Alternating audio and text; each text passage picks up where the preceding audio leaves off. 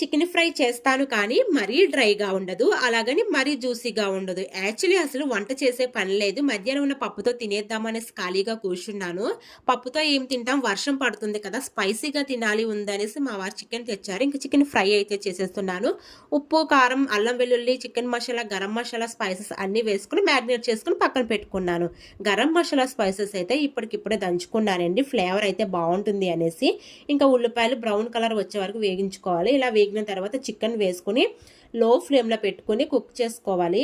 మధ్య మధ్యలో కలుపుకుంటూ మూత పెట్టుకొని కుక్ చేసుకోవాలి. ఫ్లేవర్స్ అన్నీ బాగా పట్టి చాలా బాగుంటుందండి టేస్ట్. మీలో ఎంతమందికి పప్పు చికెన్ కాంబినేషన్ ఇష్టమో కామెంట్ చేసేయండి.